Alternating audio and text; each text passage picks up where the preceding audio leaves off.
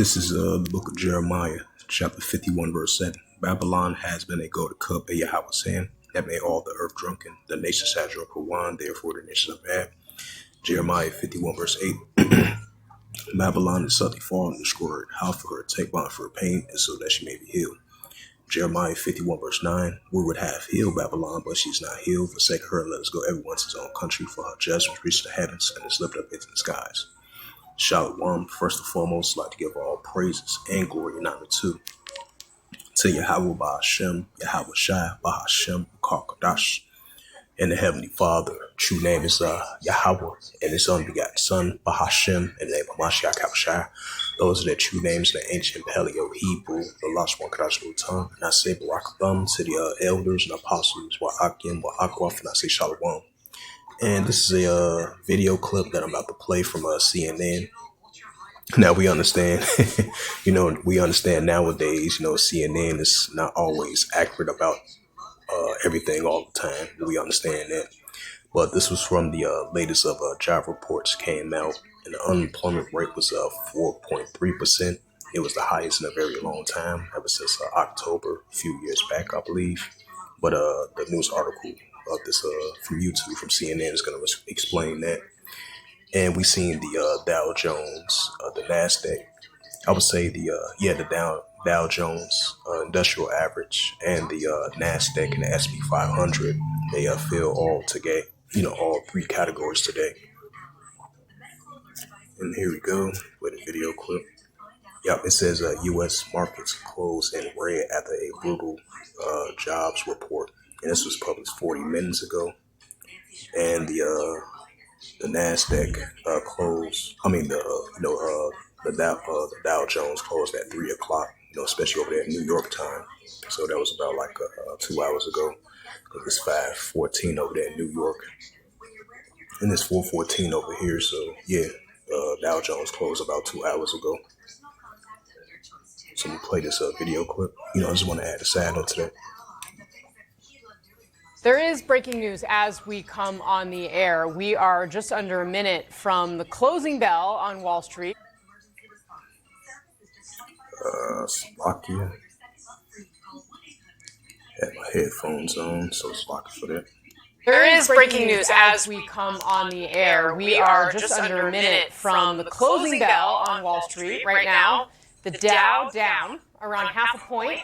The S&P down about 0.4 of a point. And of course, the tech-heavy NASDAQ seems to be faring a little bit better today, down just about 0.1 of a point. This slide coming in the wake of a brutal jobs report indicating that President Trump's policies appear to be weakening the U.S. economy. And there it is. There's the bell. It gets cheered like this every, the crowd there, obviously, having the chance to do this. But of course, it has been a difficult day from an economic news perspective. Just 22,000 jobs were added in August. That caused the unemployment rate to rise for the first time in nearly 4 years. The jobless rate, 4.3%, is now the highest it's been since 2021. You may remember what was happening back then.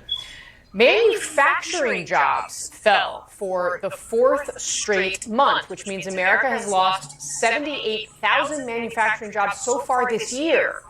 Now, of course, this is a president who ran on trying to bring back just these kinds of jobs, bring factories back to America. He promised a golden age. Today's numbers, nothing but bad news on that front. So let's be real, almost 8 months in, it is definitely Donald Trump's economy now. His tariffs, his strong-arming of businesses, and perhaps most notably of the Federal Reserve, the market's facing a massive amount of uncertainty. We're starting to get a little bit of a clearer picture of what that means, because today, faced with data showing that the economy is cracking, the administration's explanation, well, it's basically just to blame anyone except President Trump. These all-in-one fancy financing pants by Credit Karma are what's trending. No cap. Zero caps here. President Trump. The holdovers from the Biden administration they're just bent against the president's success. They're rooting against America and against Donald Trump, and that's got to end. This jobs number was certainly a little bit of a disappointment right now, but one of the things, there was a Goldman Sachs study that came out yesterday that showed that because the BLS hasn't really done a good job on its seasonal adjustment in August, that they tend to revise this number up by almost 70,000 jobs when they give you the revised number a month later. Jerome Powell should be embarrassed by this report because he has not done his job. All right, let's get off the sidelines and head into the arena. My panel is here. We're also joined by CNN senior White House correspondent Kristen Holmes. Kristen, so you heard there what some of these members of the administration are saying in public about this report, but how worried is the administration privately? How they have got to be taking this more seriously than they seem to be in public, no? Yeah, I mean, Casey, look, they know what President Trump ran on. They know why he won. They can say that it was immigration. They can say that it was crime. But the deep, dark secret is that it was all the economy. And they know that. This is something that they had really pitched. They were going from state to state talking about inflation, and people wanted to see some ease on their wallet. Obviously, these numbers contribute to a downward turn in the economy. So this is not something they want to see. Also, this threatens their agenda. Now, of course, there is the speculation that this could long-term help President Trump because this is exactly what the Fed might need to actually cut those interest rates. But that's not going to reflect on President Trump. These are the numbers that reflect on President Trump's economy. And one of the things that you heard there Kevin Hassett say, one of Trump's top financial advisors or economic advisors, is talking about, well, maybe the revisions will show that there is a big increase in these job numbers. I mean, just to go back to why it is that Donald Trump fired the commissioner of the Bureau of Labor and Statistics to begin with was because, one, he said the numbers were rigged and it was political, but two, he also said that all the revisions show that they weren't doing their job right. Well, now you have this, and they're saying essentially that they believe the revisions will be positive for them, but we've obviously seen what they looked like back in June. So this is not something that's going to go away right now. They are just kind of trying to downplay the headlines. One of the things that we also heard Howard Lutnick, who played a sound from there earlier, talk about was, oh, this is just the beginning of the economy, see where things stand in a year. Well, he was also saying at the beginning of this administration that it was now Trump's economy very early on. He's taking over when we saw a surge in the markets. So,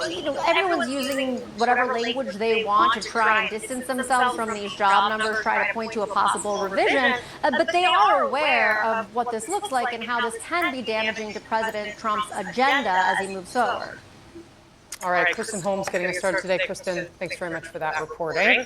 My panel's here in the arena, CNN legal analyst Elliot Williams, CNN political commentator, Republican strategist and pollster Kristen Soltis Anderson, CNN political commentator Xochitl Hinojosa, and the former chief of staff to Vice President Mike Pence. Mark Short, welcome to all of you. Thank you very much for being here. Mark, I got to start with you here because for Lutnick to go on TV and say, well, this was just a holdover from the Biden team causing this, can you fact check that for us, please? We know this is Trump's policies that are creating this. I still think it's the starkest difference between his first administration and his second administration is this nonsensical trade agenda. In the first administration, he spoke tough. He always has been a protectionist, but really the tariffs were targeted to China and steel and aluminum. This global war on trade is just a whole different dynamic. The tariffs today are higher than they've been since Smoot-Hawley 100 years ago across the globe. And you're seeing the impact on jobs. I think in some ways the fact that markets have remained near all-time highs and inflation has not really hit levels of debt under Biden has given a false sense of security to keep doubling down on this. But I think now it's a tough spot too, Casey, because now the courts are ruling that these tariffs are illegal. What's the incentive for other countries to want to strike a trade deal right now? Why not wait it out and see what happens next at the Supreme Court level? And so the administration, I think, is in a tough spot. And it's not just these bad numbers for several months in a row, but specifically the whole trade agenda was designed to say we're going to rebuild manufacturing America. And it's 4 months in a row of declining jobs in manufacturing in the United States. So they're in a pickle, and this is going to be really hard for them to get out of. Yeah, I mean, and we can put up, on the screen, the U.S. job, the chart, right?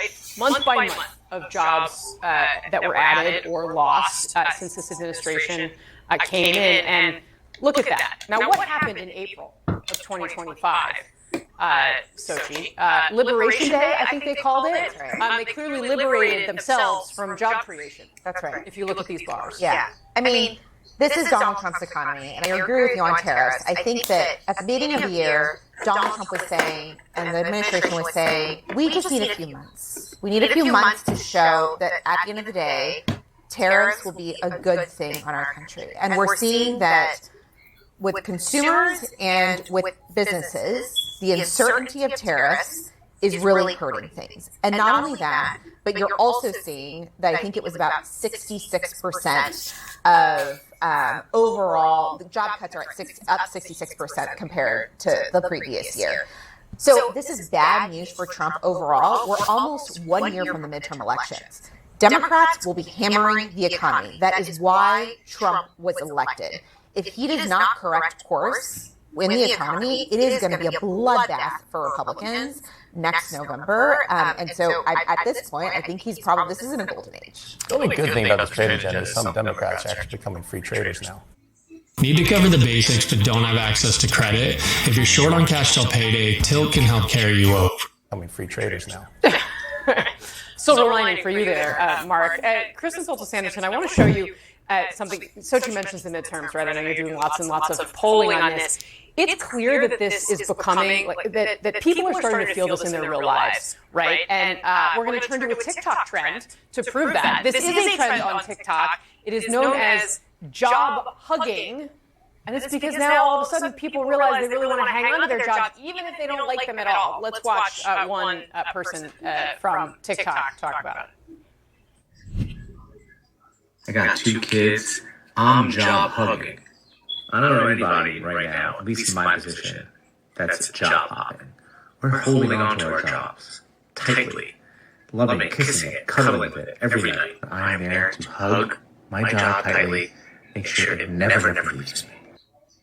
It shows that people are a little bit afraid of losing their jobs now, which is not something that was going on in more recent years. Yeah, I mean, the issue has been that the job market actually during a lot of the Biden presidency, because of there was really tightness in the labor market, right? It was tough to hire, a lot of people sitting on the sidelines, in part because of policies that were making it beneficial. If you sat on the sidelines, you got generous benefits, and that all kind of went away, and now things have shaken up. But the problem is the cost of living piece has not been solved. And so if we were trading this for, look, cost of living has stabilized, but the job market is becoming a little bit less friendly, maybe that's an ebb and flow, but in this case, if it feels like everything's getting worse at once, that's not good news for this administration. And the other reason this is a big problem is the economy has always been Donald Trump's big strength, even in moments during his first term, when people said, I don't like the tweets, I don't like X, Y, and Z.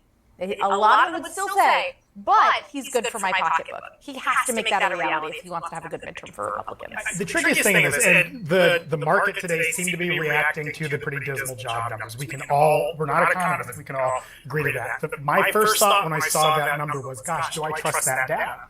And because of the president a month ago firing the head of the Bureau of Labor Statistics because she was not providing data that he wanted to see, we have this question looming overhead of how much we can actually trust what's coming out of it.